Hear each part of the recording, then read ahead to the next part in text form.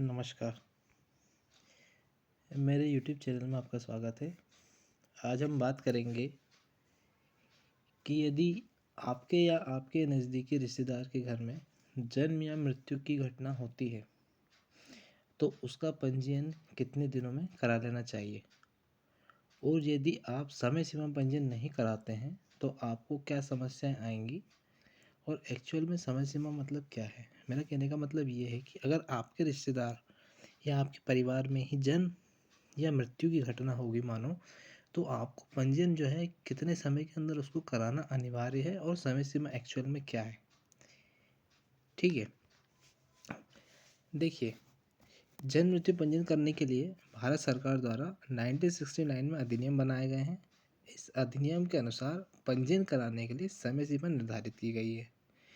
देखिए, पंजीयन की जो समय सीमा है वह 21 दिन है।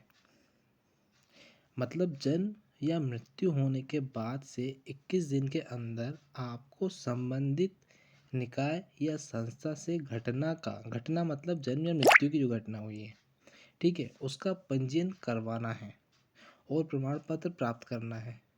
लेकिन मान लो आपने 21 दिन तक ना तो कोई सूचना निकाय को दी है और ना ही कोई प्रमाण पत्र प्राप्त किया है, तब क्या होगा। तब आपको नियमानुसार विलंबित पंजीयन मतलब लेट पंजीयन कराना होगा।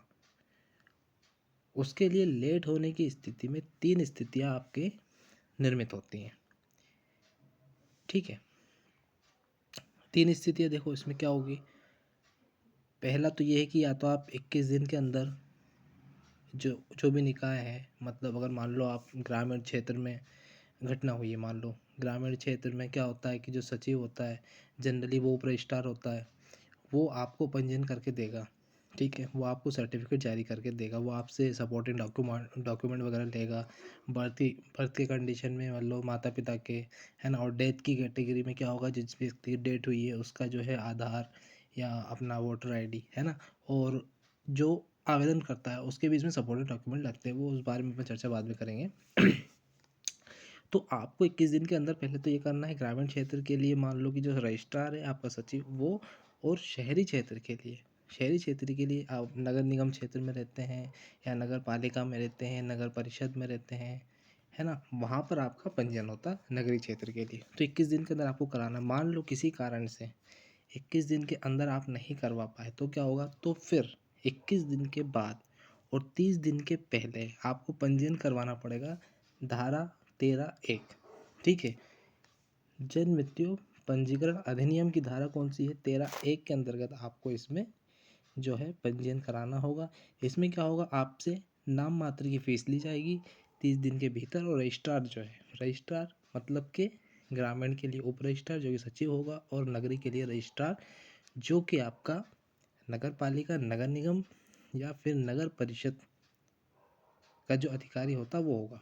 ठीक है, ये आप कर देगा। नाम मात्र की फीस होती है, लगभग 5-1 रुपये लेता है वो आपसे, और वो आपको कर देगा। ठीक है, सेकेंड कंडीशन हो गई, मान लो अगर आप 30 दिन के बाद भी पंजीयन के लिए नहीं जा पाते हैं।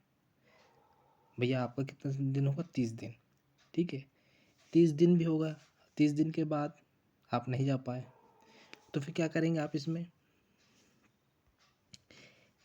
इसके बाद फिर आपको करना पड़ेगा, आप जाएंगे उसके पास, सूचना देंगे। ठीक है, एक प्रपत्र होता है, प्रपत्र वो आपको उपलब्ध करा देंगे। जन्म के लिए होता है प्रपत्र क्रमांक 1 और मृत्यु के लिए होता है प्रपत्र क्रमांक 2। ठीक है, उसके लिए फिर आप उसके पास जाएंगे तो क्या होगा कि 30 दिन से ज़्यादा हो जाते हैं तो फिर जो ग्रामीण क्षेत्र का जो सचिव है, वो जो उसका सुपीरियर अधिकारी होता है, जो जनरली जो है जनपद सीओ होता है, उसके पास आपको भेजेंगे। या तो आपको भेजेगा, वो आपको वहाँ से परमिशन लेनी पड़ेगी, अनुज्ञा वो जारी करेगा। ठीक है, अनुज्ञा जारी करने के बाद वापस जो सेक्रेटरी है परमिशन उससे लेने के बाद वो आपको प्रमाण पत्र जारी करके देगा।